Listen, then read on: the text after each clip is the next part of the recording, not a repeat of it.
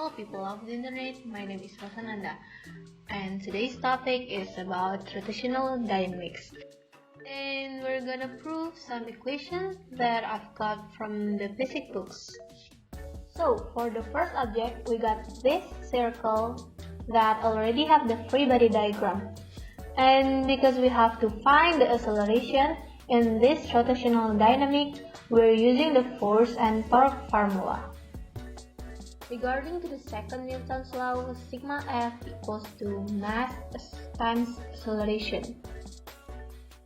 Based on the object, we got sigma Fy equals to mass times acceleration.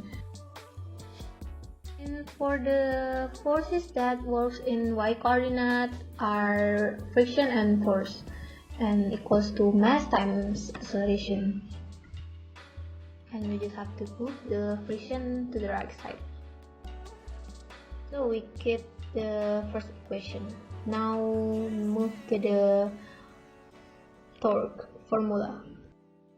We've already known that torque equals to inertia times tangential acceleration. And also torque have another formula which is force times radius. And for inertia formula is k times mass times radius square. And for tangential acceleration is alpha over r or radius. Because we just have one circle, that means we have the same radius and we just have to cross out the radius.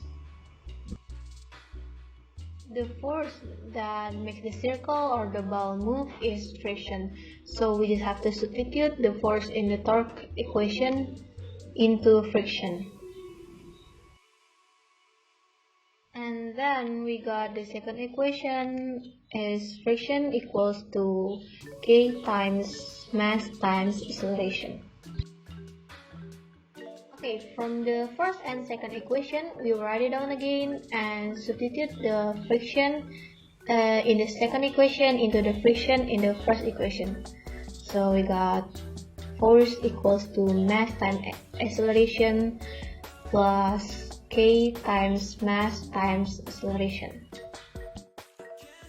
Then we take the acceleration out and we got mass plus k times m times acceleration, because we just want to find the acceleration from that object.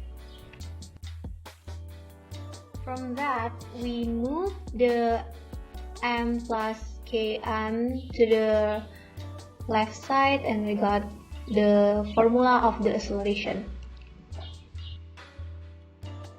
So in conclusion, A equals to force over mass plus k, or it's same like acceleration equals to force over mass times 1 plus k, because it's same with the equation from the physics book, so we just prove that equation. We have another object in here, or the last object actually. How to solve this equation? Actually, it's quite same with the first object. We're using force formula and the torque formula. But because we have two objects in this free body diagram, we need to find the sigma force in the both objects. So for the first object, like before, we find the force in the x coordinate first, and we got the T1 plus Wx equals to mass times A.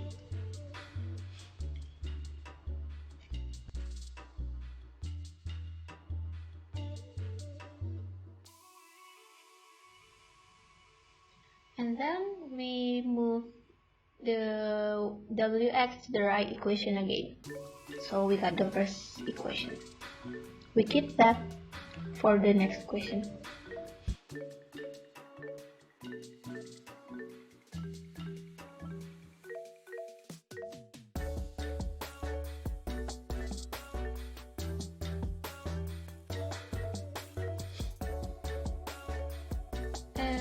for the second object, it's same. Just find the force that works in y coordinate and substitute into sigma f, and yeah, finally we get the equation. And by the way, the acceleration is negative because it moves to the negative coordinate.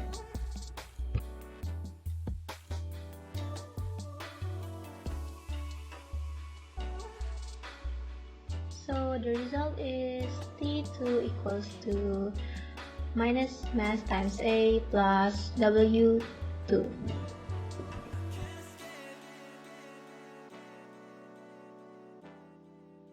The next step is we're using the torque formula, is inertia times tangential acceleration.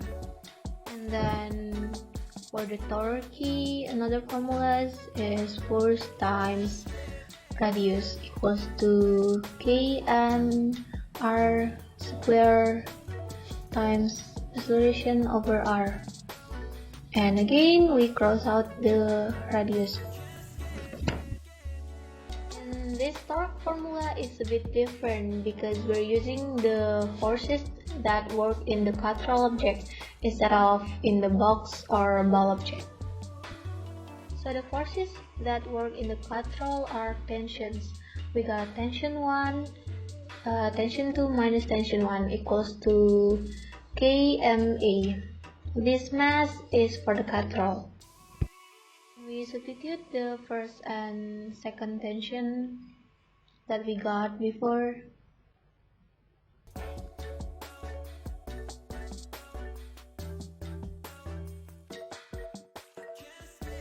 And again, we move out the acceleration from the kma plus ma. And finally, we got the final result. Acceleration equals to second wave minus first wave times sin theta over